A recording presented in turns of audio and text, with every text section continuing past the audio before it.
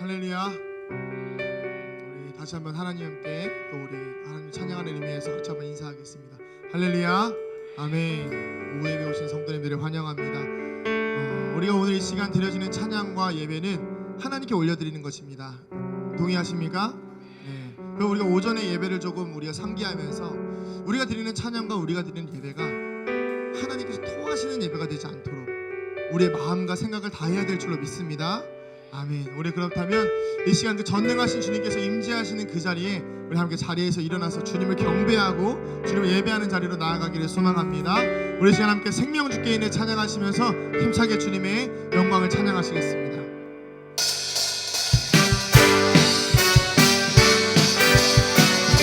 우리가 할 수 있는 최선을 다해서 우리가 할 수 있는 최고의 경배를 다해서 하나님을 찬양하기를 소망합니다. 생명 주께 있네, 생명 주께 있네, 능력 주께 있네, 소망 주께 있네, 주아. 생명 주께 있네, 생명 주께 있네, 능력 주께 있네, 소망 주께 있네, 주아. 한 번 더 찬양합니다. 생명 주께 있네, 주께 있네, 능력 주께. 우리 한번 외쳐볼까요? 소망 주께 있네, 주 안에 있네. 생명 주께 있네, 능력 주께 있네, 소망 주께 있네, 주 안에 있네. 생명 나의 주 찬양하리. 아멘. 힘을 다해 주 찬양하리. 내 힘명 다해, 내 힘을 다해, 모든 소망 주님께. 아멘. 생명 주께, 생명 주께, 능력 주께. 우리 한번 외쳐볼까요?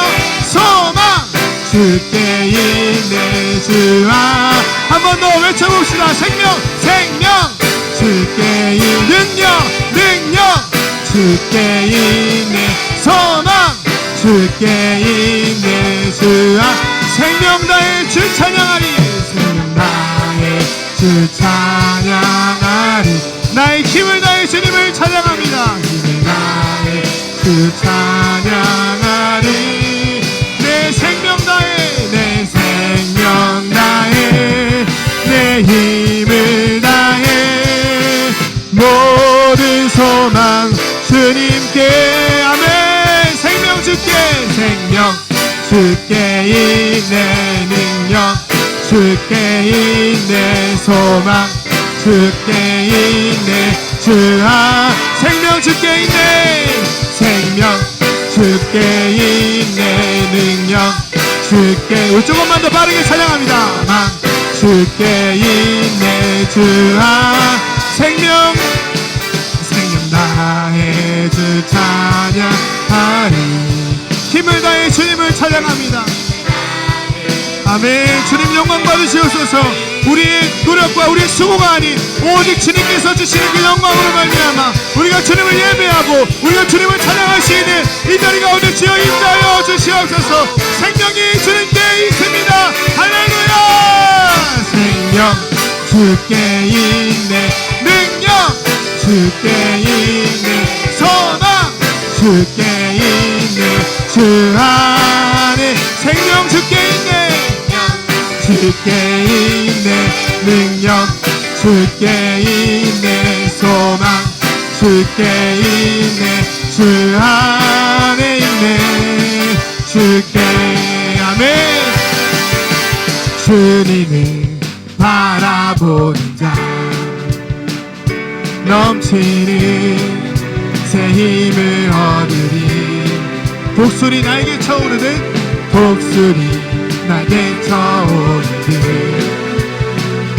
일어나 주를 우리 한 번 더 고백할까요? 주님을 바라보는 자, 주님을 바라보는 자. 네. 넘치는 새 힘을 얻으리. 복술이 날개 쳐오르듯, 독수리 날개 쳐오르길 일어나 주를 노래하리. 내 소망 나의 힘, 내 소망 나의 힘, 나의 구원 되신 주님 같은 분 없네. 주님 같은 분 없네. 내 생명 나의 꿈 나의 전부 되신 주님 같은 분 없네. 주님 같은 분 없네. 아멘. 온 세상 지으신 창조주, 온 세상 지으신 창조주, 그 전능하신 하나님이 우리의 하나님이십니다. 능력의 하나님, 약한 자 들어쓰시며 넘치는 새 힘을 주신 아멘. 내 소망 나의 힘 나의 구원 되신 주님 같은 분 없네. 주님 같은 내 생명 나의 꿈 나의 전부 되신 주님 같은 분. 우리 한 번 더 찬양할까요? 내 소망 나의 힘, 내 소망 나의 힘, 나의 전부 되신 주님 같은 분 없네.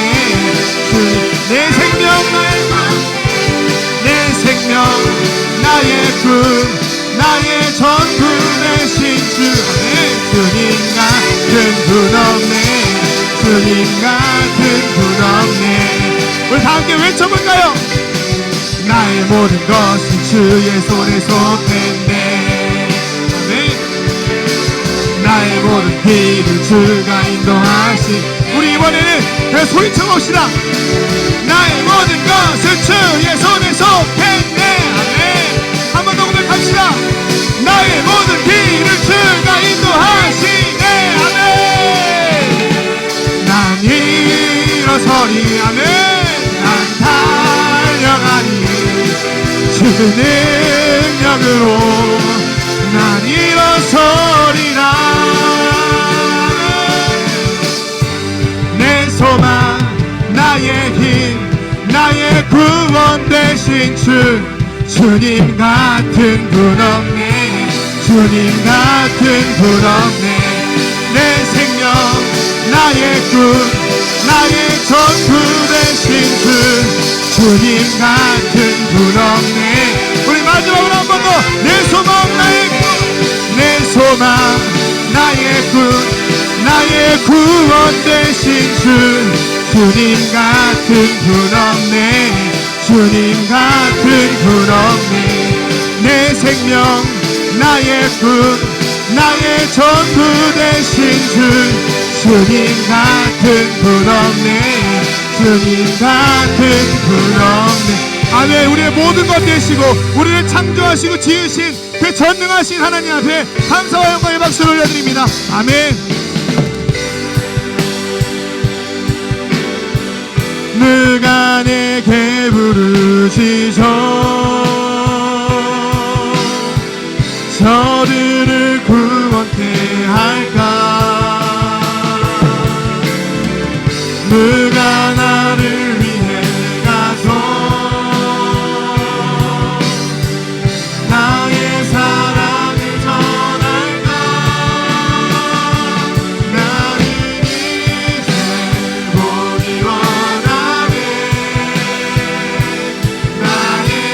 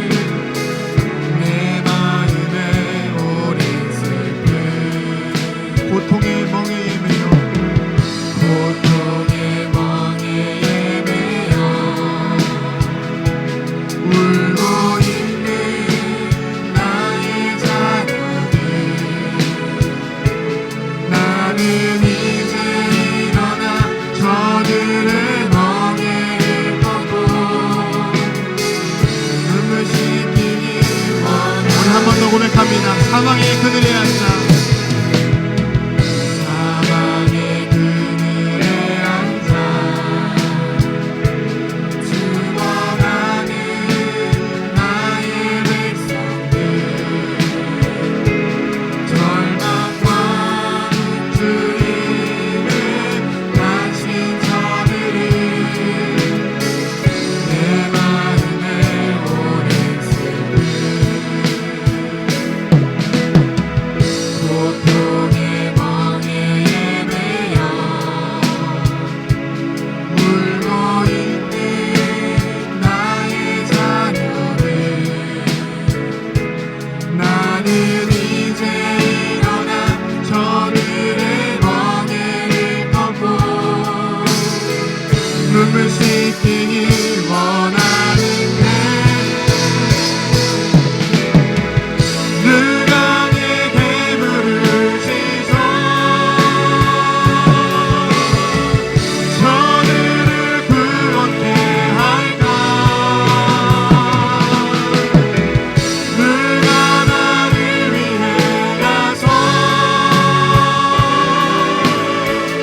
나의 사랑을 전할까 나는 이제 보기 원하네 나의 자녀를 사랑하는 그날 깊은 찬송 소리 하늘에 웃음소리 온 강한 누가 내게 부르시죠 누가 내게 부르시죠 저들을 구원케 할까 누가 나를 위해 가서 주님 나를 사용하소서 나의 사랑을 전할까 나는 이제 보기 원하네 나의 자녀를 사랑하는 그날 깊은 찬송 소리 하늘에 웃음소리 온다가 나는 이제 보기 원하네 나는 이제 보기 원하네 나의 자녀를 사랑하는 그날 깊은 찬송 소리 하늘에 웃음소리 온다 가득한 그날 우리 시간 함께 주님 앞에 기도하며 나아갈 때 주님께서 찾으시는 그 누가 바로 제가 되기를 소망합니다. 주님께서 찾으시는 그 한 사람 제가 되기를 소망하오니 나를 통하여 기쁜 찬송 소리가 이 땅 가운데 울려 퍼지게 알려주시고 주님의 음성이 주님의 영광이 이 땅 가운데 높이 높일 수 있도록 주님 나를 사용하여 주시옵소서. 우리 이 시간 함께 주님의 이름 한번 부르고 같이 기도합니다. 주여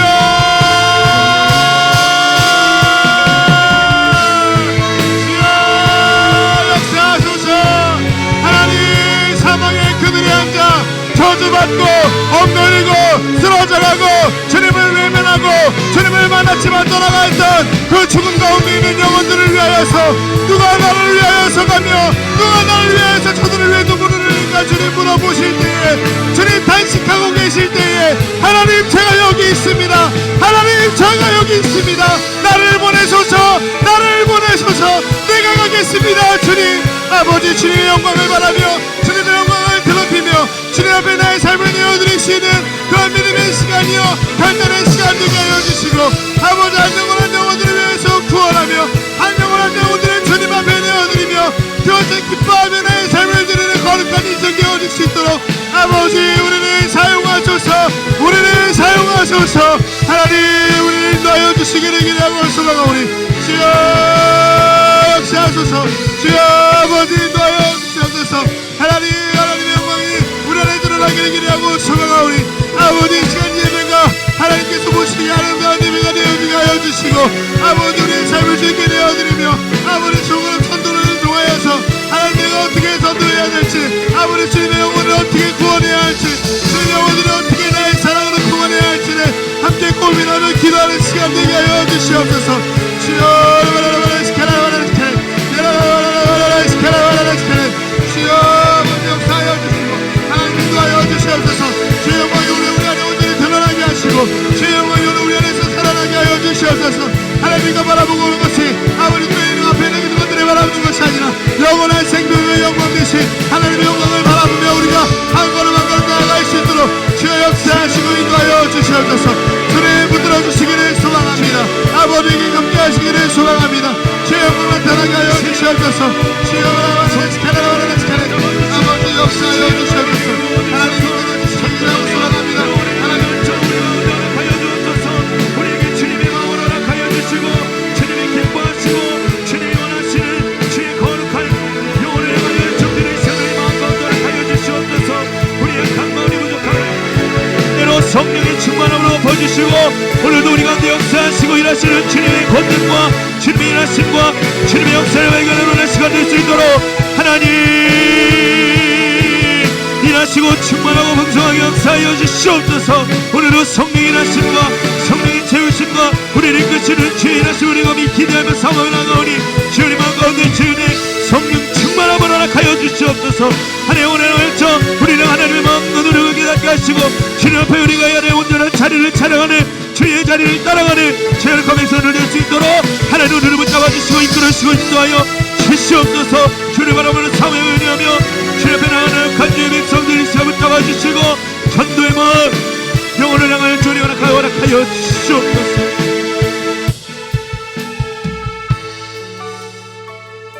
하나님 우리를 구원하신 하나님 아버지의 크신 사랑을 우리가 이 시간 가슴 깊이 다시 한번 깨닫는 시간 되게 하여 주시옵소서. 우리가 이 자리에 나와 예배하는 것, 우리가 이 자리에 주님 앞에 나와 기도하고 부르짖는 것, 우리가 주님의 구원의 자리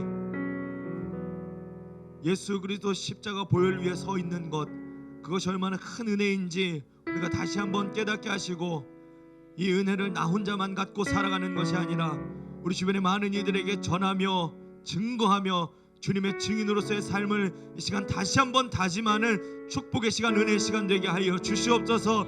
영혼을 향한 열정을 우리 가운데 허락하여 주시고 주님 허락하여 주시는 사명 온전히 감당하고자 하는 주님을 향한 뜨거운 열정 또한 하나님이 시간 우리 마음 가운데 허락하여 주시옵소서. 오늘도 우리를 주의 성령의 불로 태우시 주님의 은혜를 사모하며 성령의 충만함을 사모하며 살아계신 예수 그리스도의 이름으로 기도합니다. 아멘.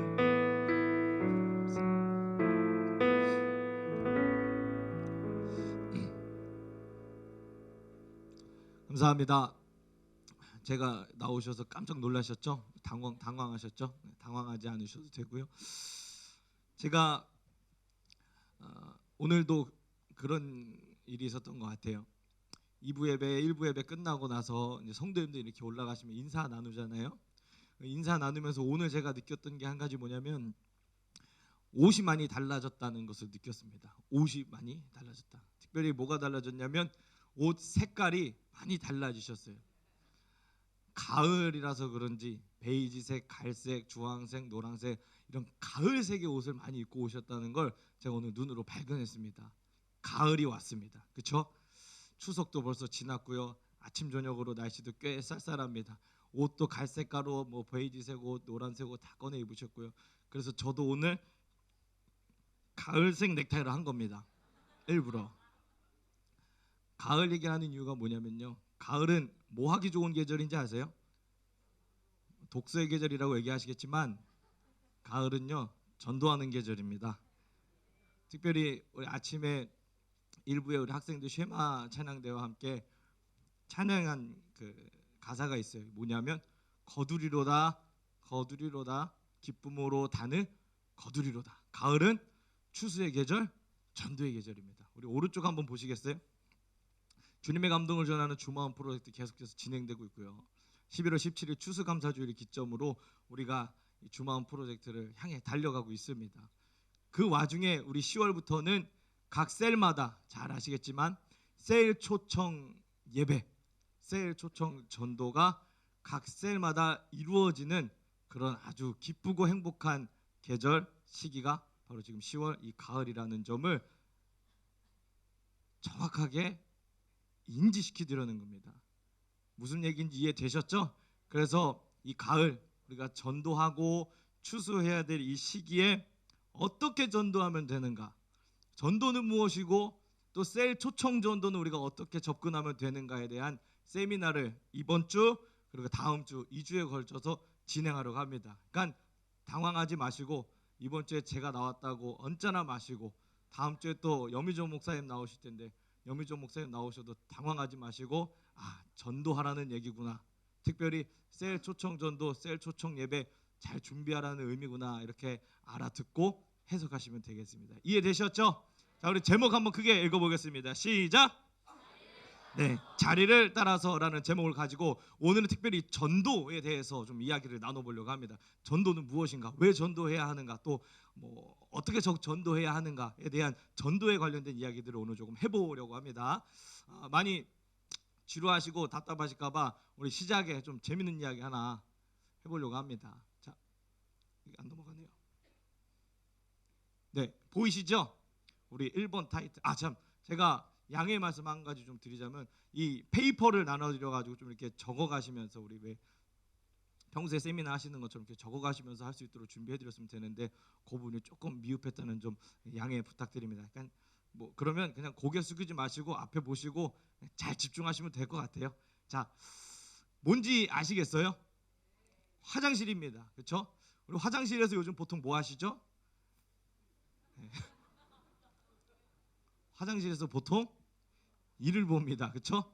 요즘에는 일도 보고 스마트폰도 봐요. 옛날에 90년대만 해도 화장실에 가면 스마트폰도 없고 뭐도 없어요. 그래서 주로 뭐 하시냐면 화장실에다 낙서를 해요. 옛날에 뭐 공중 화장실이나 뭐 지하철역 화장실 가면은 낙서가 굉장히 많았던 기억이 있어요. 저만 그렇게 기억하고 있나요? 할 일이 없으니까 이렇게 일이 길어지잖아요, 그죠? 저는 이제 속전속결하는 스타일인데 일이 길어지시는 분들은 이 무료함을 달래고자 낙서를 합니다. 어느 지성인이 화장실에 가서 이렇게 앉아서 큰 일을 보고 있는데 앞에 낙서들이 막 눈에 들어오는 거예요. 무슨 낙서가 있나 이렇게 쭉 살펴보다가 딱 한 문구에 꽂혔습니다. 문구가 뭐냐면 오른쪽을 보시오. 이런 문구를 본 거예요. 그냥 넘어갔으면 되는데 우리 한국인의 어떤 이 특성상 이걸 보면 오른쪽 봐야 돼요. 뭐가 대충 감은 오지만 끝까지 가봐야 직성이 풀리는 게 우리나라 사람들 특징입니다. 그래서 그 지성인이 오른쪽을 딱 봤습니다. 그랬더니 아니나 다를까 여기 뭐라고 써져 있냐면 왼편을 보시오. 왼편을 봤어요. 이쯤 되면은 어느 정도 눈치를 채고 체념했어야 되는데 의지의 한국인들은 끝까지 갑니다. 왼편을 봤더니 위를 보시오라고 돼 있는 거예요. 위를 봤습니다. 거기에 마지막으로 뭐라고 써 있냐면 뒤를 보시오라고 한 거예요. 그래서 뒤도 봤어요. 근데 거기 진짜 마지막으로 뭐라고 적혀있냐면 똥이나 싸세요 라고 적혀 있었습니다. 그냥 저 같으면 뭐야 이거 하면서 기분 나쁘게 넘길 일이겠지만 지성인이 화장실에 갔다고 제가 말씀드렸죠. 이 사람이 이 경험을 토대로 책을 씁니다. 그 책의 제목이 뭐냐면 변소 철학이에요. 변소 철학.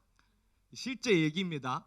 변소 철학이라는 책을 그 일을 계기로 쓰게 됐다고 합니다. 근데 제가 그 책을 뭐 읽어보지는 않았는데 이 변소 철학이라는 책을 관통하는 하나의 맥은 제가 파악할 수 있을 것 같아요. 그게 뭐냐? 읽어보겠습니다. 시작. 어느 자리에 가면 그 자리에 맞는 일을 하라는 거예요. 화장실에 갔으면 볼일을 보는 게 그 자리에 맞는 일입니다. 그렇죠? 예배에 오시면 예배드리고 찬양하고 기도하는 게 그 예배의 자리로서 해야 할 일이에요. 학생들이 학교 가면요 공부하는 게 일이에요. 잠자는 게 일이 아닙니다. 대부분의 학생들이 학교에 가면요 주로 숙면을 취해요.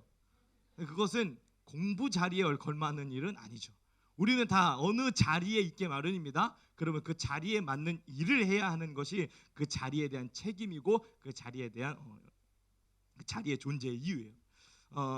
성경을 보면요, 이 자리에 관련된 이야기들을 좀 하고 있는 것이 있습니다. 누가복음 15장 굉장히 유명한 장이에요. 종교개혁자 루터가 성경에 있는 총 성경 중에 딱 한 장만 선택하라면 루터는 누가복음 15장을 선택하겠다고 이야기해요. 그 안에 모든 복음의 내용이 함축되어 있기 때문인데, 저는 이 누가복음 15장을요 이렇게 이야기하고 있습니다. 읽어볼까요? 시작.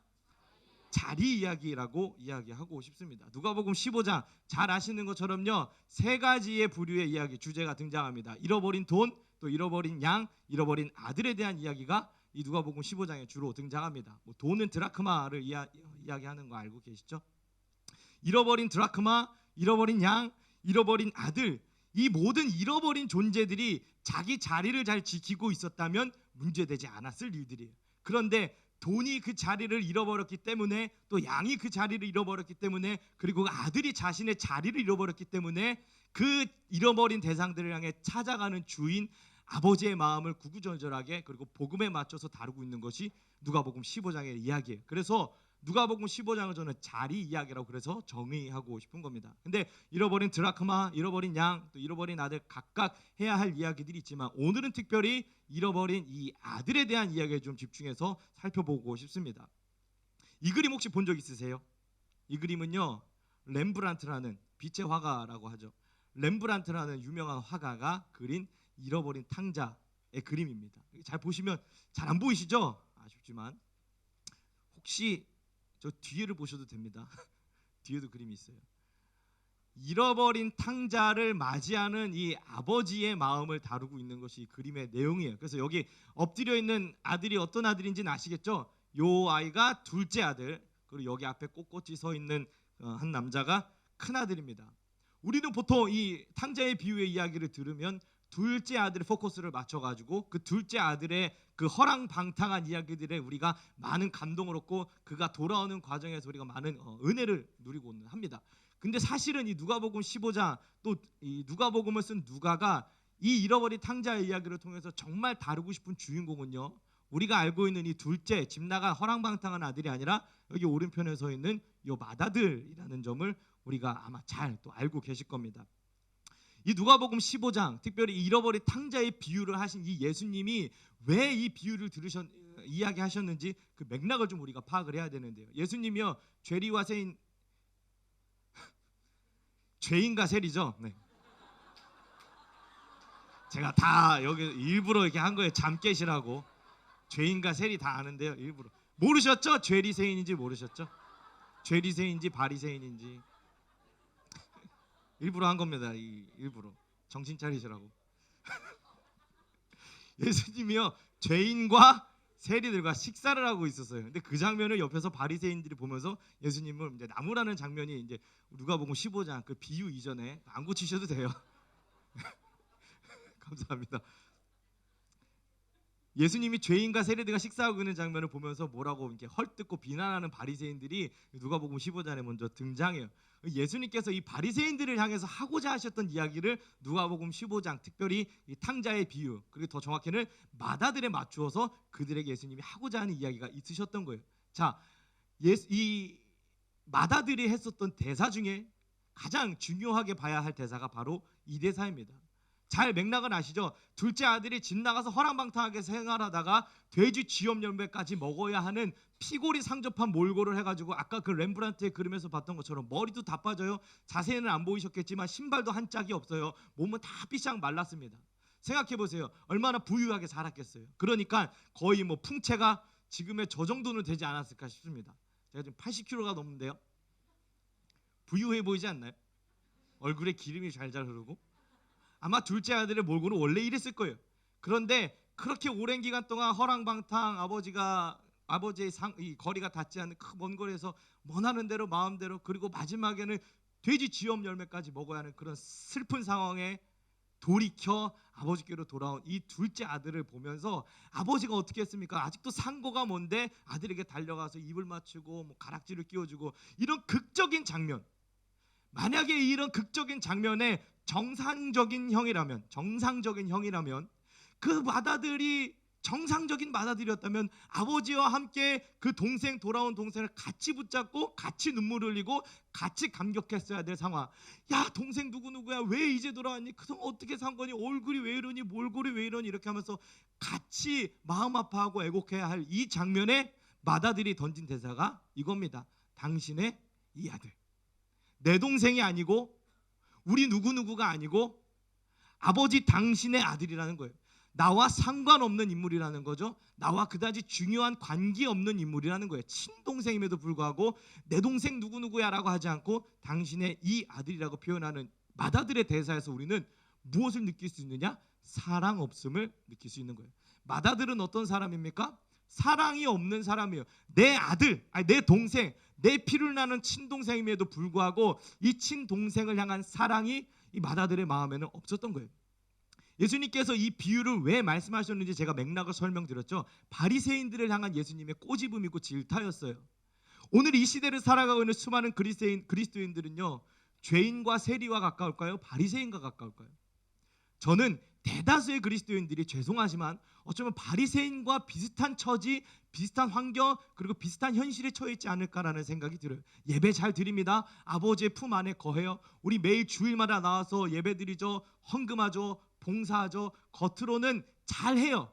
많은 일들을 하고 있습니다. 아버지 품 안에서 참 여러 가지 일들을 해내고 있어요. 그런데 그 실상, 그 정곡을 꼬집어 보면 사랑 없음이 나타날 수밖에 없는 현실 가운데 우리가 살아가고 있다는 거예요. 우리 주변에 우리가 신경 써야 될 많은 영혼들이 있고 우리가 사랑해야 될 많은 영혼들이 있는데 어쩌면 내 동생 누구누구, 내 가족 누구누구, 내 형제, 내 자매, 내가 사랑하는 누구누구가 아니라 나와 관련 없는 누군가, 당신의 이 아들이라고 부르고 있는 우리들의 현실을 이 맏아들을 통해서 발견해야 한다는 거죠. 이 맏아들이 또 어떤 대사를 했느냐, 우리 한번 읽어볼까요? 시작. 나는 아버지의 명을 어김이 없거늘. 이 맏아들이 아버지를 향해 막 불만합니다. 왜 저 동생에게는 살찐 송아지를 잡아주는데 저는 염소 새끼 한 마리 잡아줘 본 적 있으십니까? 라고 이야기하면서 저는요 아버지 품 안에 거하면서 아버지의 맏아들로서 아버지의 명령을 어김이 없습니다. 나는 아버지의 명령을 충실하게 따르면서 살아왔던 충실한 아들이에요 라고 자기 스스로를 설명하고 있는 장면이 오늘 이 대사입니다. 근데 이 대사에서 우리는 또 무엇을 느낄 수 있느냐? 바로 사명 없음에 대해서 느낄 수 있어요. 아들이요, 맏아들이 아버지와 함께하면서 여러 가지 일들 아마 했을 거예요. 뭐 소 밥도 주고 뭐 여러 가지 일도 했겠죠. 뭐 때 되면 가서 곡식도 걷어오고 아버지가 명령한 대로 그대로 살았을 거예요. 이 말이 틀림이 없습니다.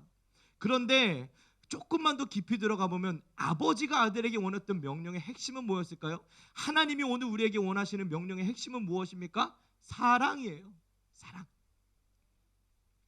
하나님이, 예수님이 우리에게 원하시는 한 가지 명령이 있다면 사랑 아니겠습니까?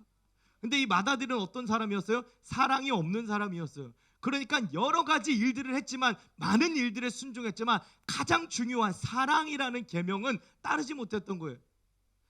결국에 이 맏아들을 통해서 우리는 무엇을 발견할 수 있느냐? 사명 없음이라는 사실을 발견할 수 있어요.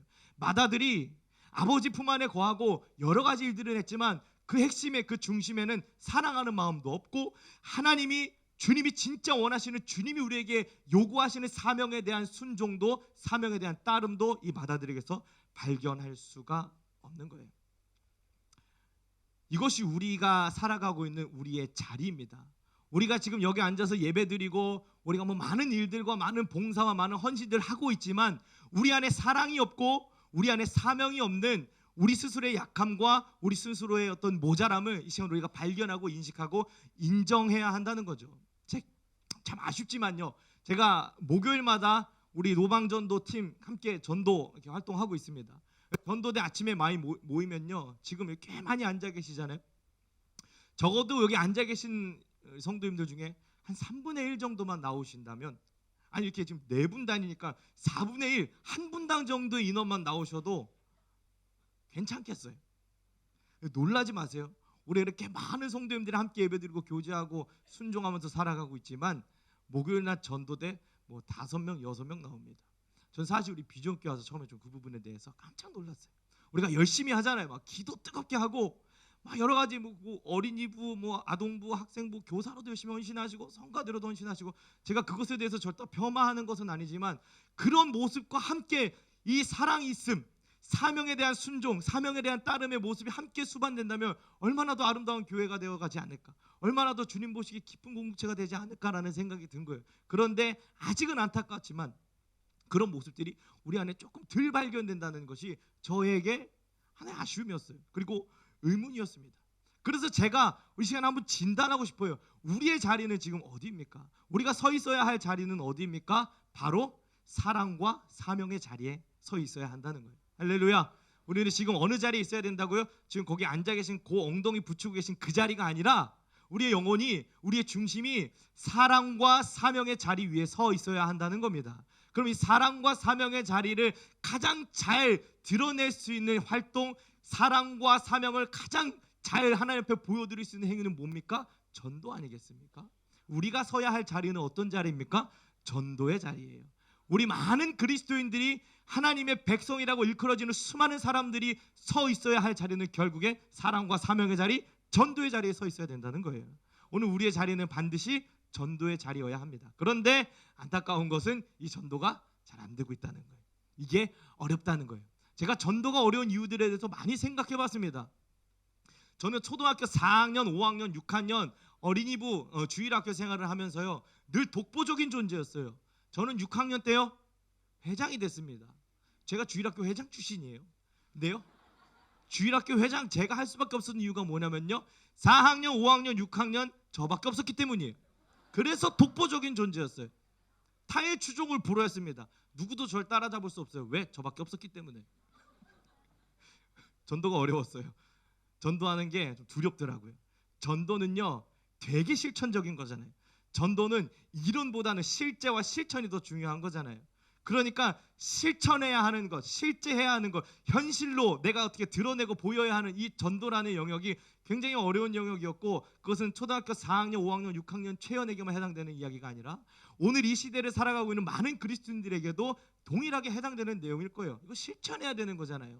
내 시간 쪼개고, 내 돈도 쪼개고, 내 노력도 쪼개고, 심지어는 마음도 쪼개야 하는 이 실천의 영역이기 때문에 전도하는 거 굉장히 어렵더라고요. 그래서 우리가 어떻게 하면 이 전도 더 잘할 수 있을지, 이 실천이 어려운, 이 행동으로 옮기기 어려운 이 전도를 어떻게 조금 더 실천할 수 있을까, 어떻게 조금 더 행동으로 옮길 수 있을까, 동기부여될 수 있을까 조금 생각해 봤습니다. 그랬더니요, 우리가 한 가지 놓치고 있었던 게 있는데, 우리가 서 있는 이 사랑과 사명, 이 전도의 자리가 얼마나 가치 있는 자리인지, 우리가 서 있는 이 구원받은 백성, 하나님이 우리에게 사명을 위임하신 이 사명자의 자리, 이 전도자의 자리가 얼마나 가치 있는 자리인지 우리가 잊고 있었기 때문이라는 걸 깨달았어요.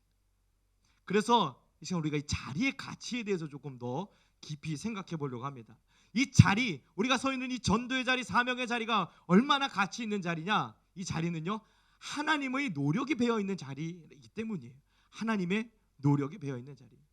하나님이 우리 인간을 향해, 수많은 백성들, 수많은 죄인들을 향해 얼마나 구구절절히 잠시도 쉬지 않고 노력하시는지 성경 66권 통째 어딜 찾아봐도 찾을 수 없는 부분이 없어요. 말이 좀 어렵죠?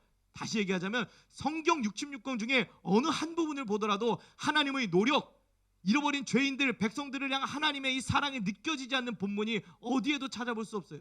성경 어디를 봐도 하나님은 노력하고 계세요. 성경 어디를 살펴봐도 하나님은 죄인들을 향해 가고 계십니다. 성경 어디를 봐도 하나님은요 눈물 흘리고 계시고 애타게 부르고 계셔요. 근데 이 하나님의 노력이 가장 잘 드러나고 있는 성경이요, 창세기 3장입니다. 창세기 3장. 창세기 3장의 내용들 아마 대충 다 아실 거예요. 왜냐? 우리가 성경 공독하면 창세기 1장부터 한 5장까지는 금방 잘 읽으시잖아요. 그러니까 대충 창세기 내용은 잘 알아요. 3장이면 아직 집중력 살아있을 때입니다. 그러니까 3장까지는 내용을 대충 다 알고 계세요. 여기 어떤 내용이 등장하느냐? 아담이 타락하는 장면이 등장합니다. 뭐 타락의 내용은 잘 아시죠? 하나님께서 사람을 얼마나 사랑하셨는지, 보통 우리 그런 말 하죠. 주인공은 맨 마지막에 등장한다. 그렇죠? 창조의 질서에도요 똑같이 적용됩니다. 하나님이 첫째 날, 둘째 날, 셋째 날, 다섯째 날, 그리고 여섯째 날 전반부까지 하나님이 우리 주인공 하나님의 형상 담은 그 인간들을 위한 많은 것들을 미리 예비해 두시는 거예요. 땅도 바다도 동물도 식물도 다 예비해 두신 후에 마지막에 진짜 주인공, 이 창조의 목적 인간을 마지막에 세워 두셔요. 그리고 그 인간에게만 하나님이 차별성을 부여하시는데 하나님의 형상이라는 차별점을 인간에게만 부여하시고, 그리고 하나님과 관계 맺도록 인간을 그 땅에 내어놓으신 거예요. 그래서 인간은 하나님의 형상을 부여받았다는 것은 하나님과 관계할 수 있는 조건이 형성된 존재라고 해석하시면 되는 거예요. 더 여러 가지로 해석할 수 있지만, 하나님이 모든 것들을 마련해 놓으신 후에 마지막에 인간을 세워 놓으시고 거기서 뭐 하기 원하셨냐면 관계 맺길 원하셨던 거예요. 사랑하길 원하셨던 거고, 인간이 인간들 안에 또 서로 아담과 하와가 서로 관계하기를 원하셨던 거예요. 하나님은 관계와 사랑을 통해 하나님의 마음이 만족되기를 원하셨던 거예요. 그런데 잘 아셨던 것처럼 하나님과 인간은 어떻게 관계할 수 있습니까? 하나님의 말씀에, 하나님의 사랑에 순종하고 따름으로 그 관계가 유지가 될 수 있는 거죠. 그리고 그 증거가 잘 아시는 것처럼 선악과 아니었습니까? 단순히 이 선악과를 아담이 어떻게 먹었는지 아세요? 선악과를 아담이 어떻게 먹었냐면요, 아마 이거 처음 보시는 걸 텐데 이렇게 먹었어요. 소리 들으셨죠? 이렇게 먹었어요. 선악과를 먹었다는 게 문제가 아니라 그로 인해 하나님과 인간의 순종의 관계, 사랑의 관계가 깨진 게 문제인 거죠. 하나님이 얼마나 배신감 느끼셨을까요? 하나님이 얼마나 허무하셨을까요? 하나님이 얼마나 마음이 아프셨을까요? 그럼 만약에 저였다면 어떻게 하겠습니까? 내 이놈, 네가 날 배신해? 네가 날 거부해? 당장에 이렇게 불사질렀겠죠. 그렇죠? 불 퓨 하면은 슉 해가지고 확 타서 아담이 없어졌겠죠. 그리고 아담 2 해서 다시 만들어 놨겠죠. 하나님은 그렇게 하지 않으신 거예요.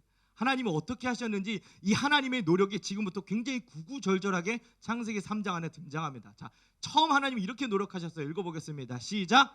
죄 지은 인간을 먼저 찾아가심. 3장 8절 말씀 읽어보겠습니다. 시작.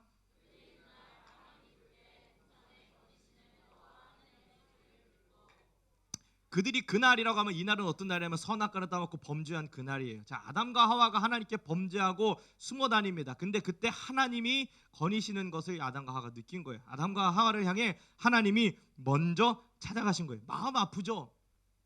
하나님 가슴이 찢어지죠? 배신감이 이루 말하지 못했을 거예요.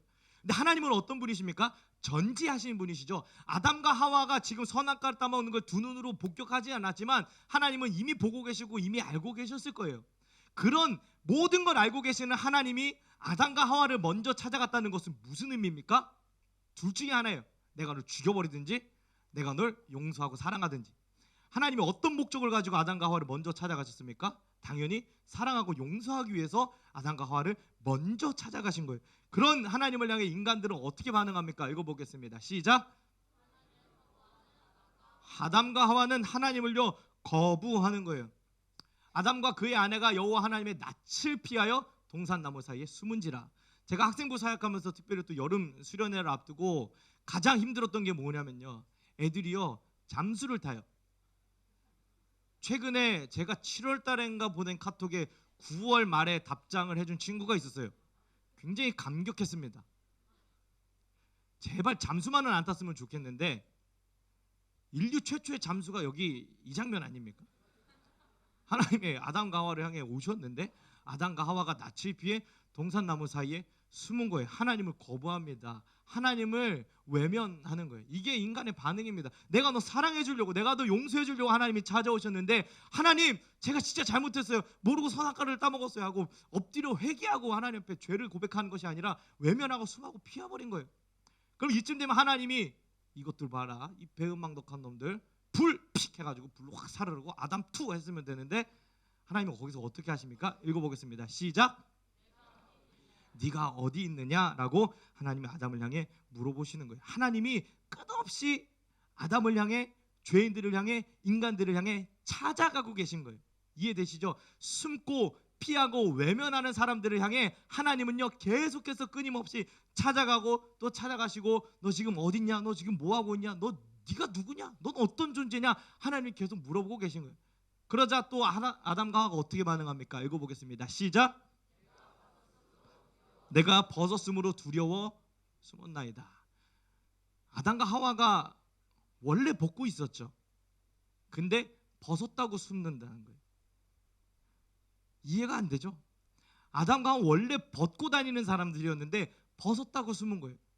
하나님을 향해 수치심, 부끄러움, 그 어떤 이 죄로 인한 자기 자신의 어떤 약함과 부끄러움을 이제 느끼기 시작했다는 거예요. 그럼 어떻게 해야 됩니까? 엎드리고 기도하고 회개하고 잘못했다고 용서를 빌어야죠. 그런데 내가 벗었으므로, 내가 수치스러움으로, 내가 부끄러움으로 주님 앞에 나아가 엎드리고 용서를 구합니다가 아니라 숨었다는 거예요. 인간은 계속 숨어요. 계속 피해요. 하나님은 어떻게 합니까? 계속 찾아가시고 계속 다가가시는 분이에요. 그 노력이 창세기 3장에 계속 등장합니다. 한 번 더 읽어보겠습니다. 시작. 누가 너의 벗었음을 내게 알렸느냐? 그 나무 열매를 네가 먹었느냐? 이 하나님의 질문에 어떤 내용이 담겨 있는지 이해가 가시나요? 네가 지금 이 선악과를 먹은 거, 네가 죄 지은 거, 그 아담 네가 스스로 한 게 아니라는 거 내가 안다는 거예요. 누가 너의 벗었음을 너에게 알렸고 그 나무 열매를 정말 네가 너의 자의로 먹었냐? 아니면 배후 세력이 있는 거 아니냐? 하나님은 인간들을 향해 너는 의미 없는 존재야, 너는 절망적인 존재야, 너는 죄의 근원이고 근본이야 라고 질책하신 게 아니라 그 죄가 너로부터 온 게 아니라는 걸, 인간이 얼마나 연약한 존재고 얼마나 흔들릴 수밖에 없는 존재인 걸 하나님이 알고 계시고 마음을 여시는 거예요. 너 네가 그런 게 아닌 거 알아. 빨리 고백해, 빨리 자백해, 빨리 순순히 불어 하면서 하나님 계속 기회를 주시는 거죠. 그러나 어떻게 합니까? 읽어보겠습니다. 시작. 이 아담은 어떡합니까? 내 죄를 하나님께 고백하는 것이 아니라 내가 가진 죄를 전가하는 거예요. 누구에게 전가합니까? 하와에게 전가하고요. 조금 더 깊이 들어가려면 그 하와를 주신 하나님을 향해 내 죄를 전가시키는 거예요. 뉘우침이 없습니다. 깨달음이 없습니다. 하나님이 주시는 은혜, 하나님의 사랑을 계속 거부하고 계속 떠나고 죄를 전가시키는 거예요. 이쯤 되면요, 인내심의 한계가 올 법합니다. 아무리 하나님이셔도 이게 진짜 화를 아담 투 해야 되는데 그리하지 않으시고, 저는 여기 이 장면에서 굉장히 하나님의 애끓는 하나님의 열심, 하나님의 피 눈물 나는 노력을 다음 장면에서 발견할 수 있었는데요. 읽어보겠습니다. 시작. 하나님이 여자에게 이르시되, 아담에게 안 되니까요, 야 아담 됐어, 야 그만둬가 아니라 아담 안 되면 하와한테도 가시는 거예요. 거기까지도 찾아가시는 거예요. 아담이 안 되면 하와라도 돌이켜서, 하와라도 회개해서, 하와라도 회복돼서 아담까지 회복하기를 원하시던 이 하나님의 애끓는 마음, 하나님의 끝없는 노력, 하나님의 이 절절한 마음을 이 장면에서 느끼는 거예요.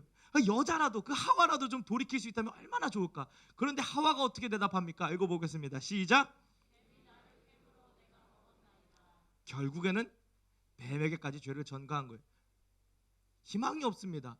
뉘우침이 없어요. 돌이킴이 없습니다. 그저 죄를 전가할 뿐이에요. 그저 죄를 인정하지 않고 애써 둘러댈 뿐입니다. 그럼 하나님은 어떻게 하실까요? 뱀에게 찾아가실까요? 뱀아 네가 어디 있느냐? 아니요. 이제 거기서 끝인 거예요. 더 이상 희망 없고 더 이상 돌이킬 수 있는 여지가 없는 거예요. 그래서 결국에는 잘 아시는 것처럼 쫓아내시죠. 거기서부터 인류의 타락이 본격적으로 시작된 거예요. 저는 여기 창세기 3장을 통해서 우리가 무엇을 발견할 수 있느냐? 하나님의 노력, 하나님의 찾아가심을 우리가 발견할 수 있어요. 우리가 지금 서 있는, 우리가 앉아 있는 이 자리, 사랑과 사명의 자리, 이 전도의 자리, 이 구원받은 자리가 그냥 얻어진 게 아니라 하나님의 이 끝없이 찾아가시는 사랑, 하나님의 끝없는 노력, 하나님의 열심과 열정이 바탕으로 된 자리라는 거예요. 그러니까 굉장히 가치 있는 자리고 굉장히 중요한 자리인데 우리가 그걸 망각하고 있기 때문에 전도 어려운 거예요. 우리가 그걸 망각하고 있기 때문에 사랑도 사명도 없이 살아가고 있는 거예요. 우리가 또 어떤 가치를 잃어버리고 있습니까? 두 번째 읽어보겠습니다. 시작. 예수님의 노력. 예수님도 끊임없이 노력하십니다. 예수님의 이 노력을 상징적으로 표현한 성경의 비유, 메타포라고 하는데, 비유가 몇 가지 등장하는데 우리 세 가지만 좀 살펴보겠습니다. 첫 번째입니다. 이게 뭘까요? 제가 가죽옷을 못 찾아가지고 러닝샷을 넣어놨는데, 가죽옷. 잘 아시는 것처럼 아담과 하와가 그렇게 결국에 그 죄의 절망에 갇혀서 에덴에서 쫓겨난 후에 하나님은 어떻게 하시냐면요, 그들에게 가죽옷을 지어 입히셔요. 이 가죽옷의 의미를 조금 이따 같이 살펴보겠습니다. 그리고 또 어떤 상징이 있느냐? 이거 뭐죠? 어린 양이에요.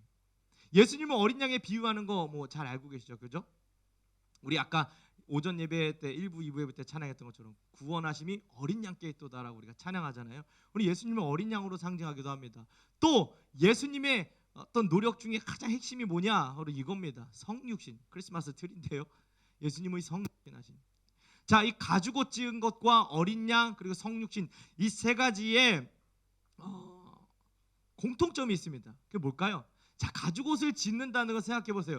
면옷이 아니에요. 식물옷이 아니에요. 무슨 뭐 나무옷이 아닙니다. 가죽옷을 지었다는 건 동물이 죽었다는 걸 의미하는 거예요.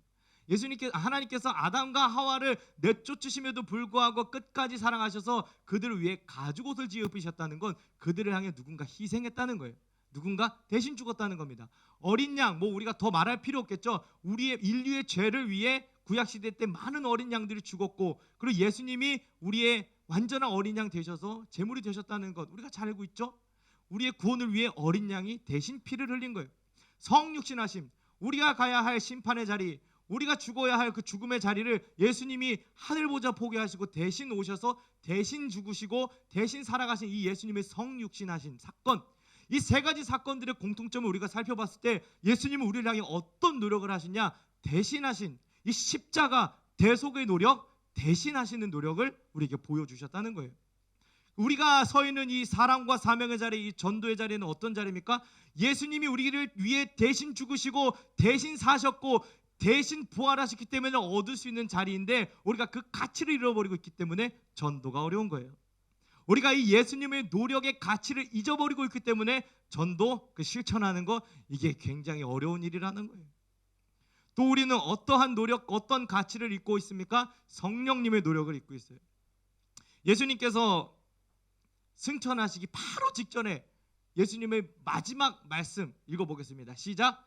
오직 성령이 너희에게 임하시면 너희가 권능을 받고 예루살렘과 온 유대와 사마리아와 땅끝까지 이르러 내 증인이 되리라 하시니라. 아멘. 이게 사도행전 1장의 내용이고 잘 아시는 것처럼 예수님이 성령이 임하실 것을 약속하셔요. 그리고 예수님은 예수님의 생애, 예수님의 사역을 통해서도 성령에 대해서 계속 미리 얘기하셨죠.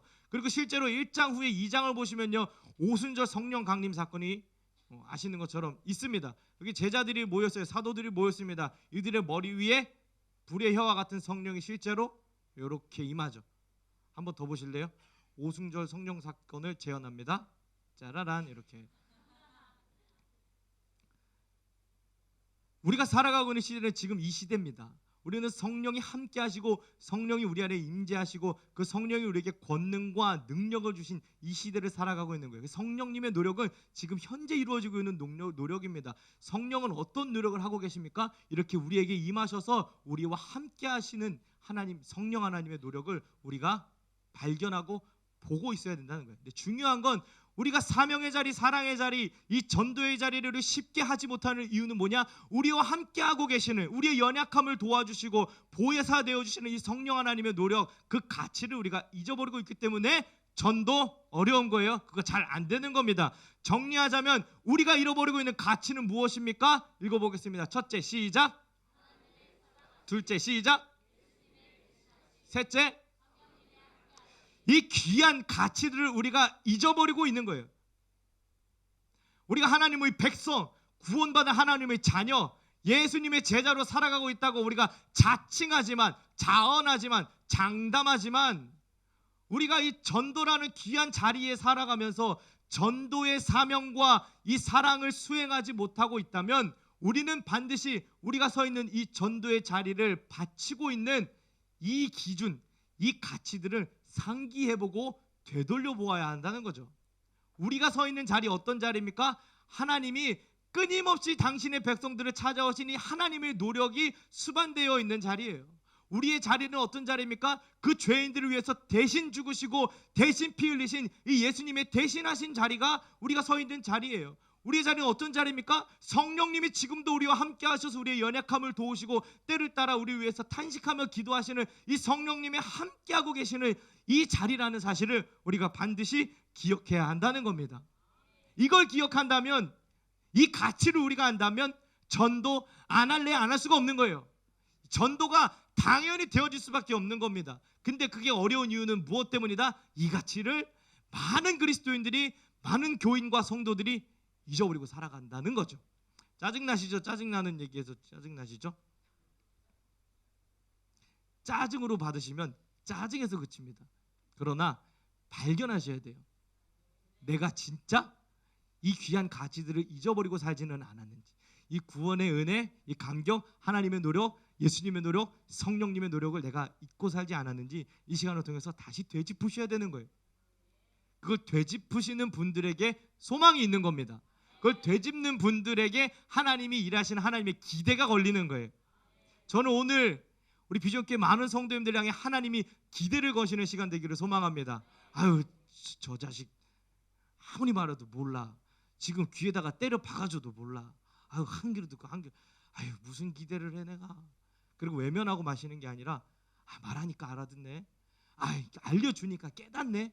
그래, 기대가 있다. 맡겨보자. 한번 위임해보자. 이 하나님의 마음이 오늘 우리 비전교회 모든 성도님들에게 향해 통하고 기대가 걸리는 시간 되기를 소망합니다. 자, 그러면 하나님께서 우리에게 기대하신다면, 하나님께서 우리에게 전도의 자리, 이 귀한 자리 사명을 맡겨주신다면 우리의 자리는 어디일까요? 우리의 자리를 찾아가야겠죠. 읽어보겠습니다. 시작.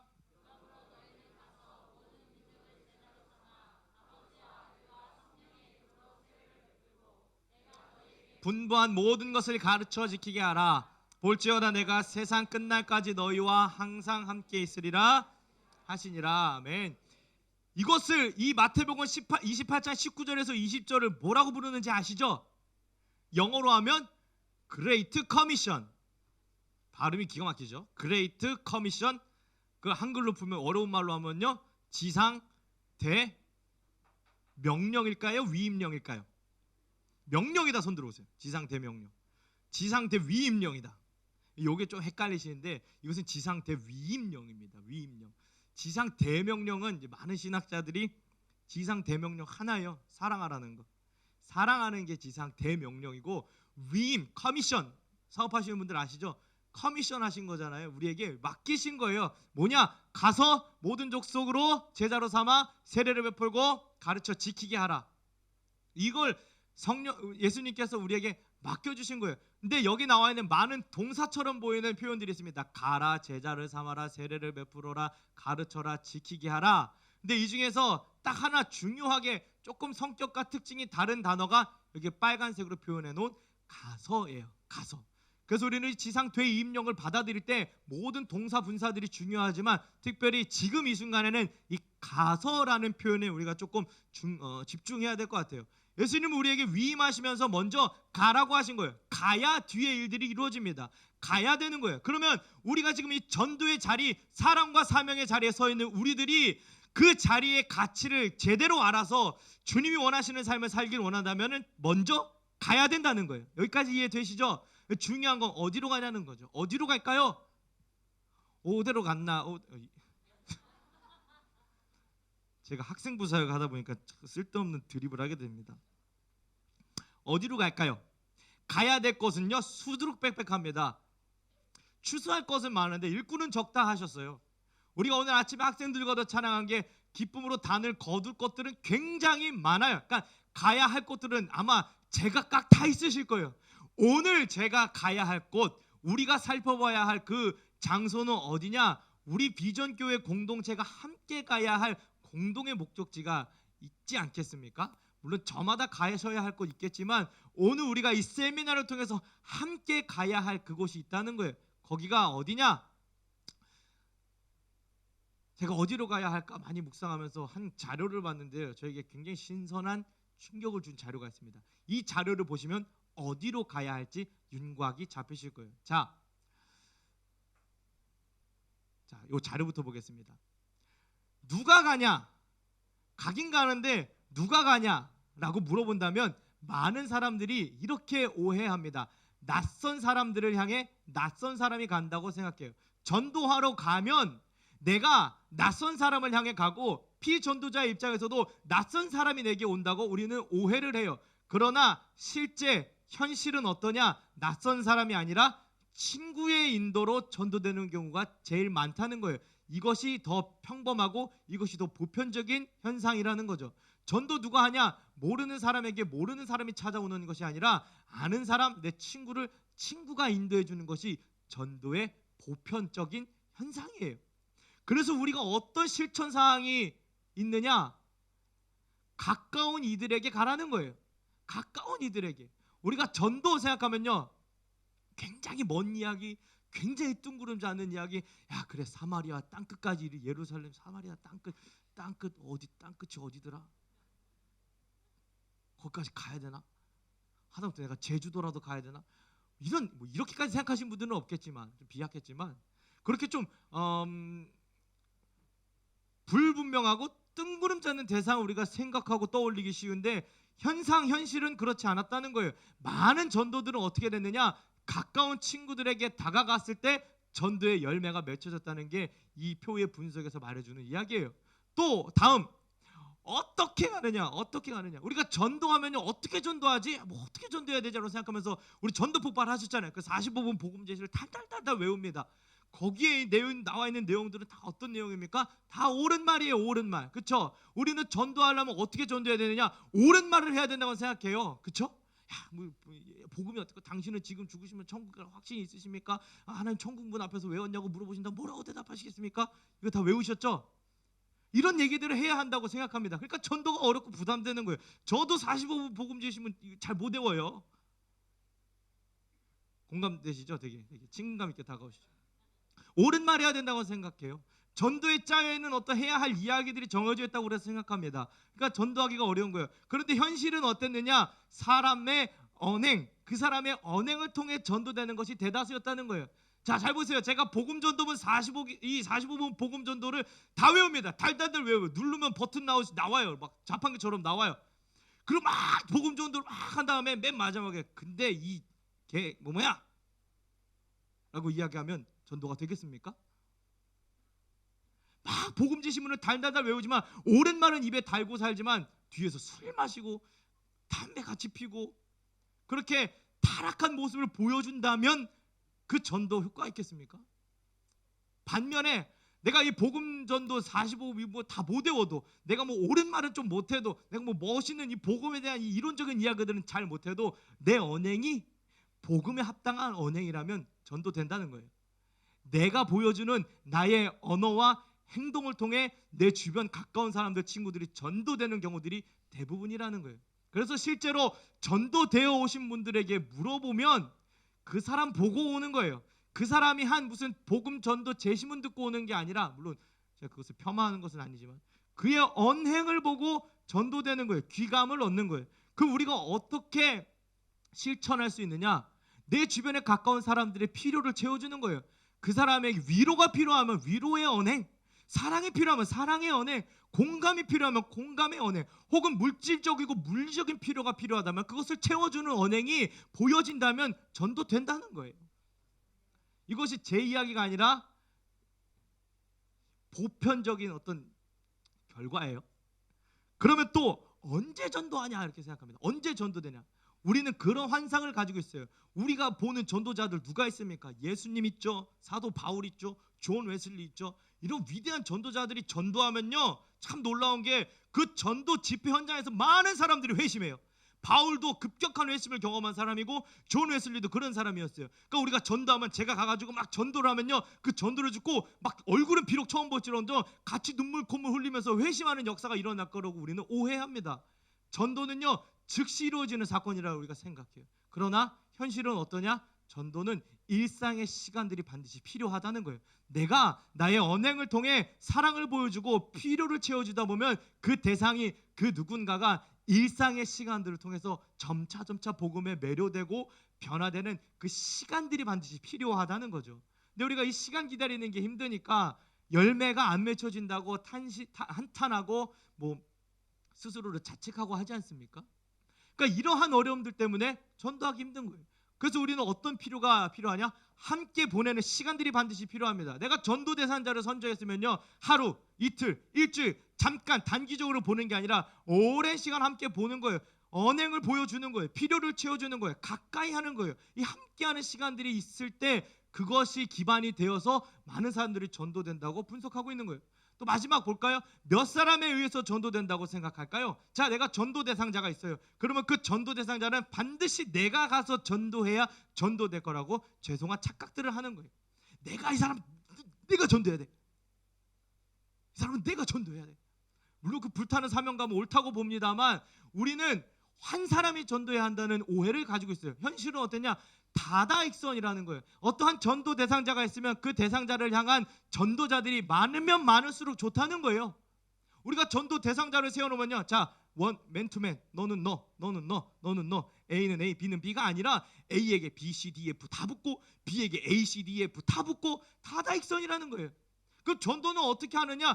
여러 불신자들을 향해 여러 전도자들이 함께하는 팀워크라는 거예요. 팀플레이. 그래서 오늘 이 도표, 이 분석들을 토대로 생각해 봤을 때 우리는 어디를 향해 가야겠습니까? 우리가 가야 할 곳은 어디겠습니까? 대충 윤곽이 잡히시죠? 우리 가까운 이웃들에게 우리의 언행을 통해 필요를 채워주고 함께 많은 시간을 보내면서 많은 불신자들을 향해 많은 전도자들이 다가갈 수 있는 구조가 갖추어진 곳으로 가야 된다는 거예요. 거기가 어디입니까? 셀 초청 전도예요. 셀 초청 전도예요. 저는 대박이다. 그래서 셀 전도를 해야 되는구나.